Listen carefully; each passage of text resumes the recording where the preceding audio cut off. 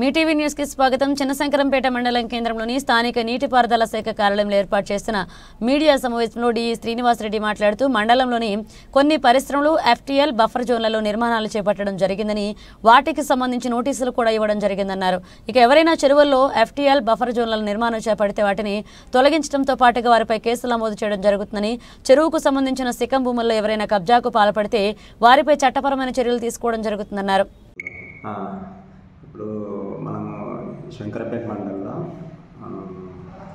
ఈ FTL buffer జోన్లో ఉన్న కంపెనీలకు కొన్ని నోటీసులు ఇవ్వబడినవి.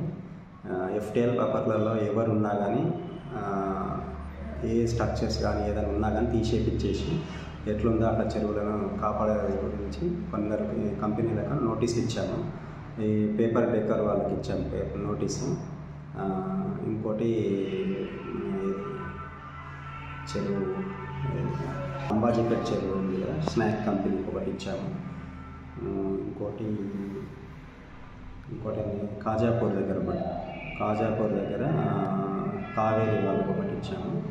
ఎఫ్టీఎల్ మొన్న కూడా ఫిక్స్ చేసినాము. ఎఫ్టీఎల్స్ అద్దురాలు ఇట్లన్నీ ఫిక్స్ చేసాము.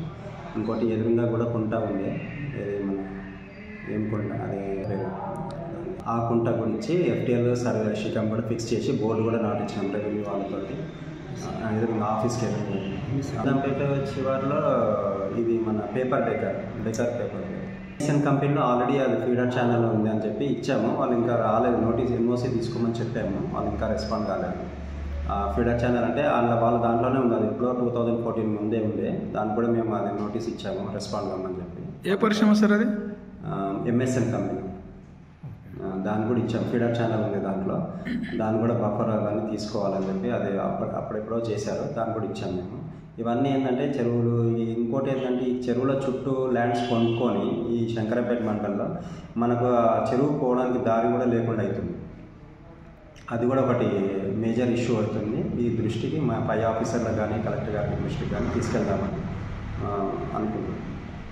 పాతయ్యి కాబట్టి మనకు గైడ్లైన్స్ ఎట్లుంటుందో అట్లా ఉంటుంది కాబట్టి దానికి ఇప్పుడు మన కాలువ పోయేదానికి బఫర్స్ ఎంత ఉందో దాన్ని ఫిక్స్ చేసి వాళ్ళ ల్యాండ్ నుంచి తీసేసి అక్కడ ఏం జరగకుండా చేస్తాం. ఏదైనా పోయినా కానీ చూసుకుంటట్టు ఉంటుంది. ఆల్రెడీ కన్స్ట్రక్షన్ అయిన దానికి ఇప్పుడు మేము ఏం చేయడానికి లేదు, మాకేం గైడ్లైన్స్ రాలేదు దాని ప్రకారం. ఇప్పుడు జరిగింది కాబట్టి దానికి మేము ఎట్లా ఉండాలి అనేది మేము నోటీస్ ఇస్తున్నాం, ఎట్లా చేయాలి ఇప్పుడు రూల్స్ ప్రకారం. ఇప్పుడు ఆల్రెడీ కన్స్ట్రక్షన్ అయిపోయింది అంతా, మనం ఇప్పుడు ఏం చేయరాదు కాబట్టి ఇప్పుడు వచ్చిన గైడ్లైన్స్ ప్రకారంగా మాకు అబ్జర్వ్ చేస్తే ఇన్స్పెక్షన్ చేస్తే అట్లా వచ్చినాయి కాబట్టి దాని ప్రకారం మేము చేస్తాం.